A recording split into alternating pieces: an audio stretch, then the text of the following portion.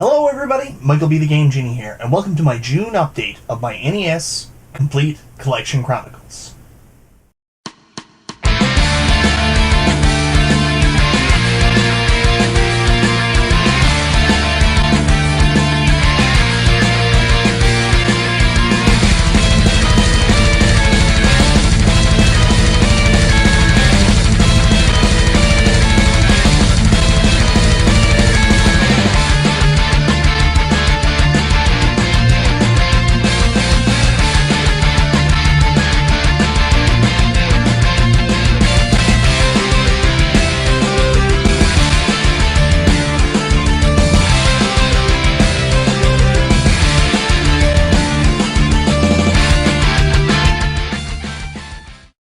Hello everybody, welcome back to another episode of my NES Complete Collection Chronicles. I am so excited to share this one with you today because I've picked up some amazing stuff. You may have already seen from the title card, but I've got some great games this time. I can't wait to show them to you.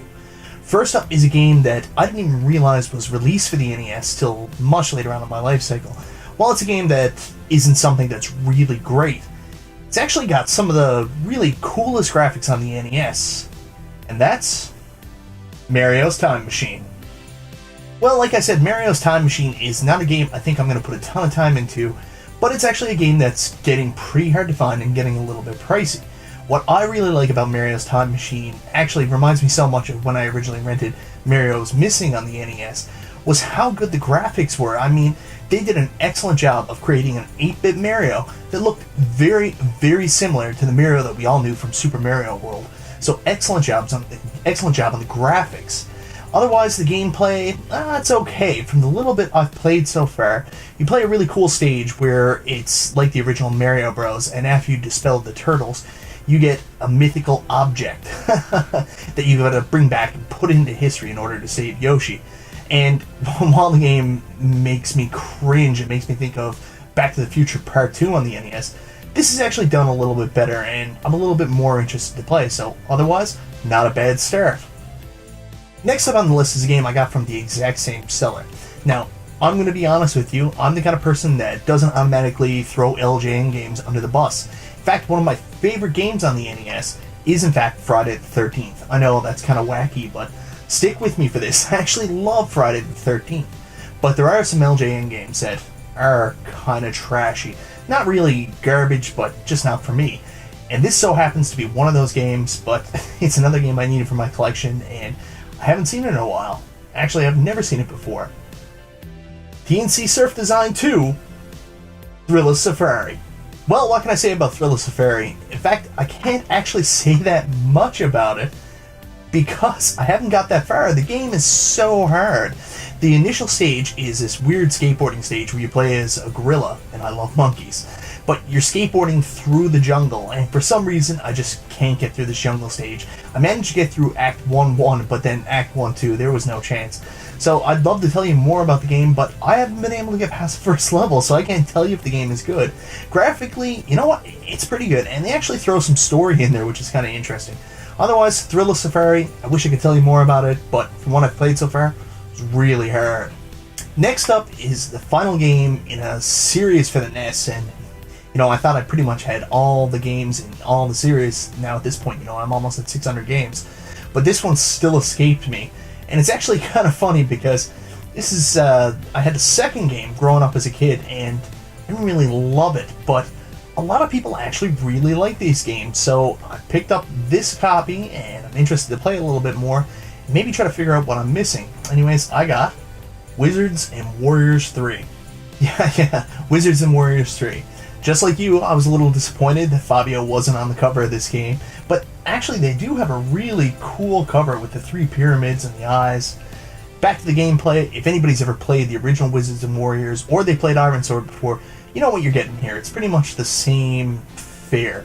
Maybe just a little bit better done. I kind of noticed the graphics are a little bit better in this game, but play mechanics are what they are, and it's not something I really love, but I understand a lot of people actually really like these games, so I am excited to play a little bit more into it and go back and visit Iron Sword and the original a lot more to see really truly if there is something I'm missing. I don't love it yet, but I'm willing to keep giving it a more some more effort, I guess, to try to like it. Next up is the last ever game officially released for the NES. You know what I'm talking about. Wario's Woods. Wario's Woods is a fun puzzler. It's kind of interesting. It reminds me a lot of Yoshi that came out a little bit earlier. A couple other things. Basically, what you have to do is you have to intersect 3 animals of the same color, or at least 2 animals, and then as the game progresses, bombs come down and you have to catch them, put them on the color corresponding baddies. When you pile 3 together, either through a line, diagonally, or on top of each other, like I mentioned earlier, they explode. And when you eliminate all the enemies of that color, you can move on. I said earlier it reminded me of Yoshi's Cookie, but it's kind of like a combination of Yoshi's Cookie plus Dr. Mario. So it's kind of an interesting style game. Not one I'm totally in love with. Like, I asked you to look specifically at the graphics for Toad, which is really cool because everybody's so excited about this new game coming out, Captain Toad, but this game might be called Wario's Woods, but this was actually Toad's game, so that's kind of interesting. But if you look at his graphics, he's not very well drawn. Like, when I think Toad, I think of the wonderfully drawn Toad from Super Mario Bros. 2, and this certainly isn't him. Otherwise, this is a fun game, and a really cool piece of history to have the very last official NES release. Next up is a game that I wouldn't have got if it wasn't for one of my subscribers, friend on Facebook, long-time friend here through YouTube, Matt, and you guys have heard me talk about him before. He's donated so much stuff to me to help me with my NES collection. He's actually the one responsible for me getting one of my favorite games for the NES, Wampum. Matt McFly 3077 on YouTube. Guys, if you haven't already, go check him out. He's a super nice guy. He does some fun stuff, and he's one of the good guys on YouTube. So if you're looking for good community guys, people that really care and are out there and want to talk to you, want to be involved, McFly 3077 is your guy. Or McFly 3077. It doesn't matter. Just go check Matt out. Really super nice guy. You know what? Get in touch with him. He's wonderful. What a great guy. Anyways, I can keep going with this. I'm blown away by how kind he's been to me specifically. He messaged me a little while ago and he said, hey, I really want to still help you out with your NES collection.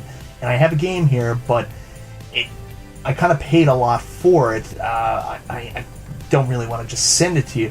So we worked out a little deal, and, you know, I had no problem with that. Like, he's done so much for me already. I feel awful that people send me stuff sometimes.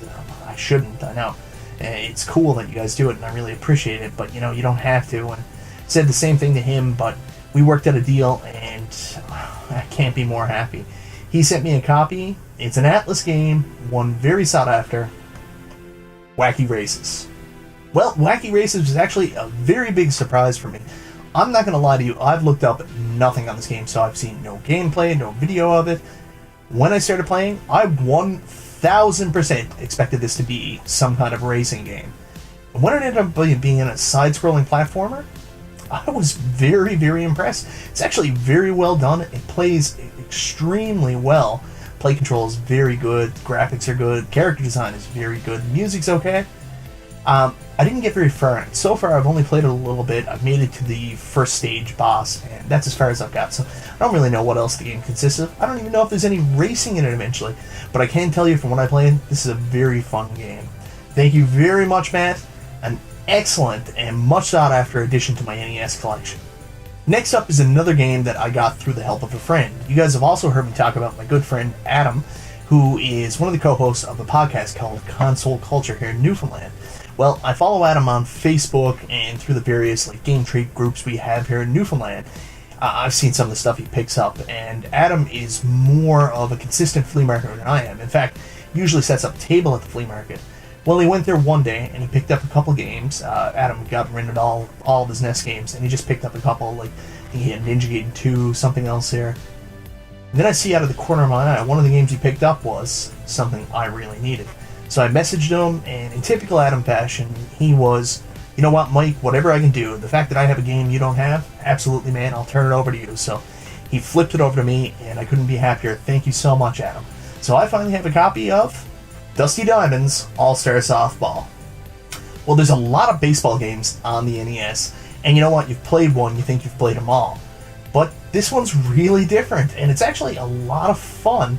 It's not the best looking game you'll ever play, but the play controls are really good, and it's fun. Like, it doesn't have some of the same mechanics that make baseball a dread playing on the system. Plus, it's softball. It's kind of goofy. You know, you're out there hitting dingers. You want to go grab a beer. It's softball.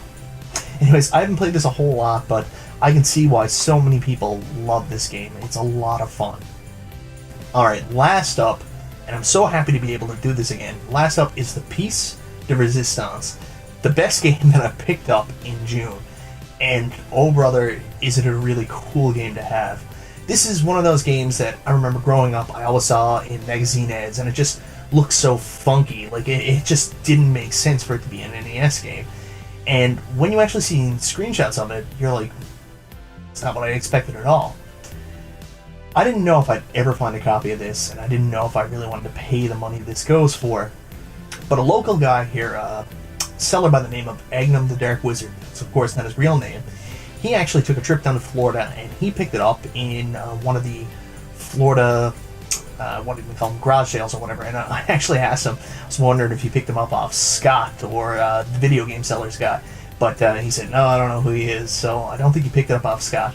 Anyways, he decided he was going to sell it here locally.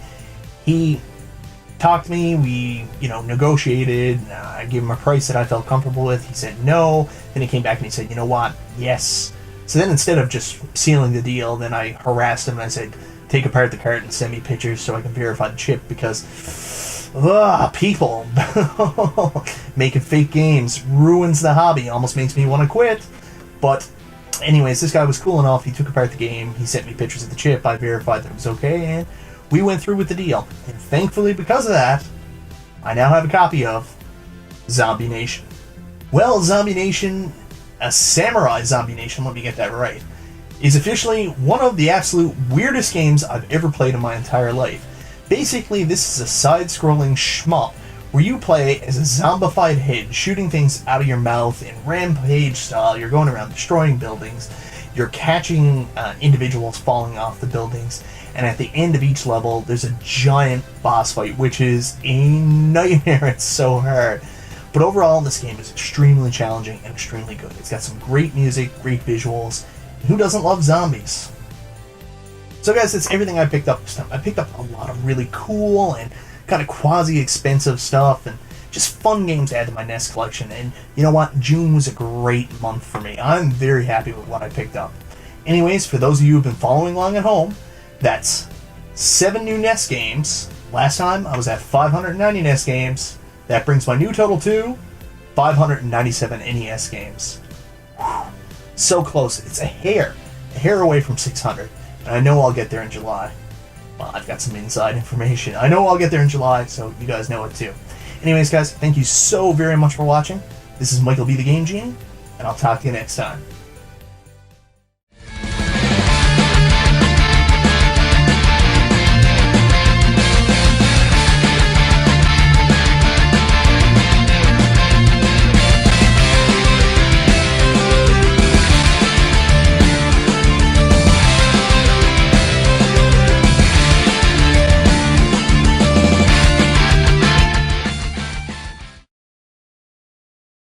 Oh, it's so warm. It is absolutely blistering here. I don't know why I'm drinking coffee. Did it again.